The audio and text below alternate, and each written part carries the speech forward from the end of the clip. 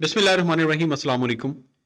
अक्सर औकात स्टूडेंट्स जब एमए प्राइवेट एडमिशन लेते हैं, एमए एमएससी, तो उन स्टूडेंट्स का एक सवाल होता है कि सर काइंडली हमें ये बता दें कि जो एमए एमएससी प्राइवेट जब हम करते हैं तो उसका मीडियम क्या होता है। स्टूडेंट्स का ये क्वेश्चन होता है कि सर इसका मीडियम क्या होता है एमए का, उर्दू मीडियम या इंग्लिश मीडियम। इस पे आप लोगों के साथ मैं इन डिटेल शेयर कर दूंगा सारी चीज़ें। इससे पहले अगर आप लोग चैनल पे नए हैं, पहली दफ़ा आए हैं, तो चैनल को सब्सक्राइब कर सकते हैं और वीडियो को लाइक कर दीजिएगा।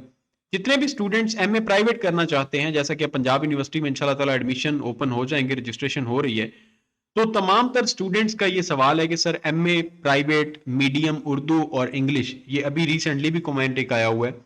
तो जब आप पेपर देते हैं, आपके पास अगर आपने पास पेपर्स को चेक किए हो तो पास पेपर्स में आप लोग देखते हैं कि पेपर का जो मीडियम है वो उर्दू भी होता है और इंग्लिश भी होता है।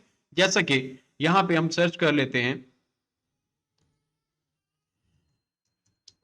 PUMA पॉल साइंस, ज्यादातर स्टूडेंट्स पॉल साइंस में ही जाते हैं, तो पास पेपर्स में हम चले जाते हैं। एमए पॉलिटिकल साइंस के हम पास पेपर्स ओपन करते हैं, इमेजेस में जाएंगे तो यहाँ पे हमारे पास ये पेपर मौजूद है, MA MSc part 2 annual examination. ये इंटरनेशनल ऑर्गेनाइजेशन पेपर है, पेपर नंबर 12 पॉलिटिकल साइंस का।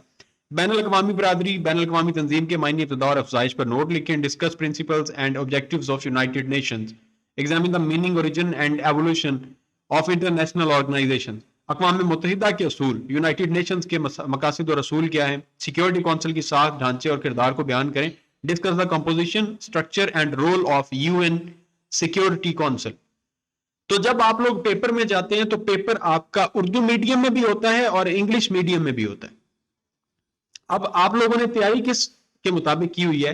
अगर आपने इंग्लिश मीडियम में की हुई है तो आप इंग्लिश के अटेम्प्ट करेंगे सवाल, अगर आपने उर्दू मीडियम में की हुई है तो आप उर्दू मीडियम में सवालों के जवाब देंगे। और दूसरी चीज ये ज़हन में रखिएगा कि अगर आपने इंग्लिश में तैयारी की है तो फिर सब सब्जेक्ट्स की इंग्लिश में तैयारी होनी चाहिए, तमाम किताबों की। और अगर आपने उर्दू में तैयारी की है तो तमाम किताबों की उर्दू में तैयारी होनी चाहिए। ये नहीं है कि एक आपको सिलेबस उर्दू में आसान लग रहा है तो उर्दू में तैयारी कर लें, एक पेपर आप जाके इंग्लिश मीडियम में अटेम्प्ट करके आ जाएं।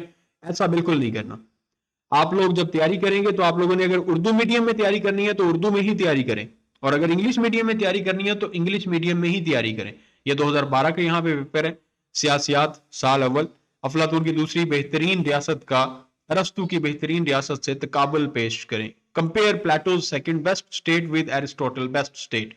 तकाबल, मवाजना, उनको तकाबल करें और उनका कंपेयर करें, उनको एक दूसरे के साथ कंपैरिजन पेश करें। अरस्तु ने सियासी इनकलाब की क्या वजूहात बयान की। Discuss reasons of political revolution according to अरस्तु।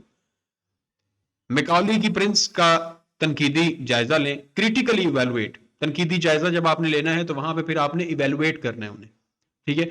जेन बोदेन के नजरिया इक़्तिदार आला को बयान करें। Describe Bodin's concept of sovereignty. तो ये स्टूडेंट्स के सवाल इस तरह से, ये जो आप लोगों का क्वेश्चन है कि सर काइंडली हमें ये बता दें कि उर्दू मीडियम होगा या इंग्लिश मीडियम होगा। तो उर्दू मीडियम भी पेपर आपका होता है, इंग्लिश मीडियम भी पेपर आपका होता है। अब आप पे डिपेंड करता है कि आपने पेपर अटेम्प्ट जो करना है वो इंग्लिश में करना है या उर्दू में करना है।